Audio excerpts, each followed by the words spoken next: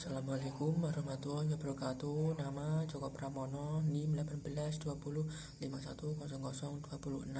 Saya akan menjawab soal ujian akhir semester mata kuliah Manajemen Pembiayaan Bank Syariah.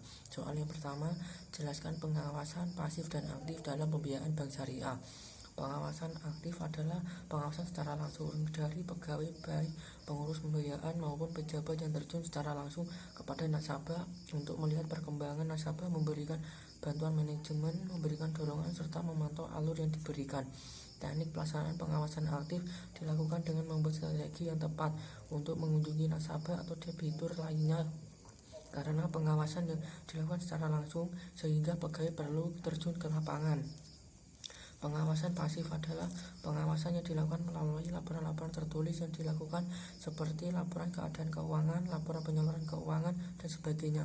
Pengawasan ini merupakan pengawasan yang dilakukan secara tidak langsung sehingga tidak perlu terjun ke lapangan.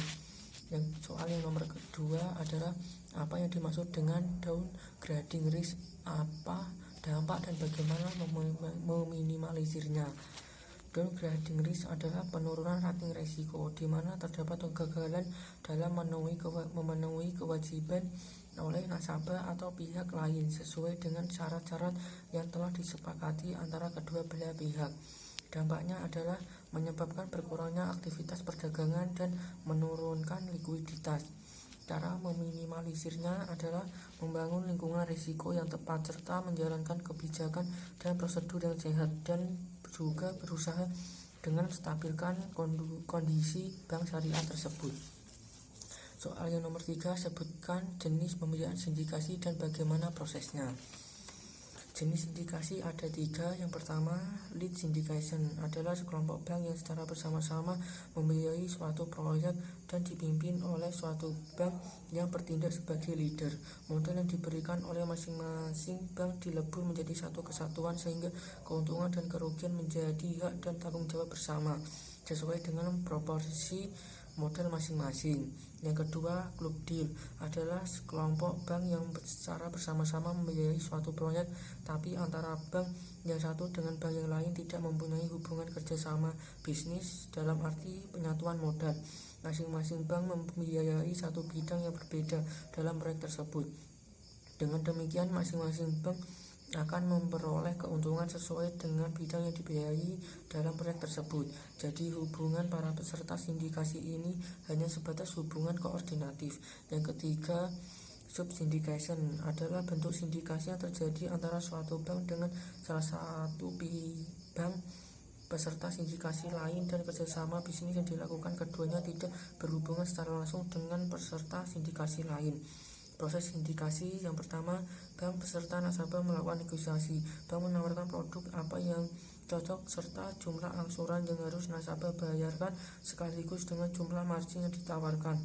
BSM, apabila nasabah setuju maka nasabah diminta bisa untuk mengatur pembentukan sindikasi tersebut. Selanjutnya, mengumpulkan data berupa perlengkapan persyaratan dari bank.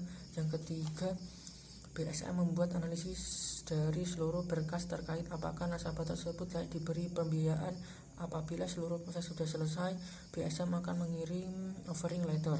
Yang selanjutnya, BSM akan mengirimkan offering letter dengan kondisi underwritten basis, yaitu di mana BSM melakukan pengikatan diri untuk menyediakan sebagian atau seluruh jumlah dana pembiayaan.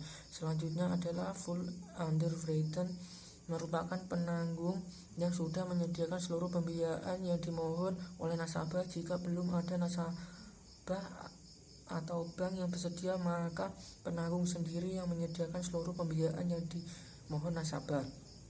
Setelah surat penawaran dikirim, selanjutnya BSM akan meminta mandat dan penunjukan sebagai pemimpin yang diamanahkan kepada nasabah untuk mengatur pembentukan sindikasi guna membiayai kebutuhan usaha nasabah.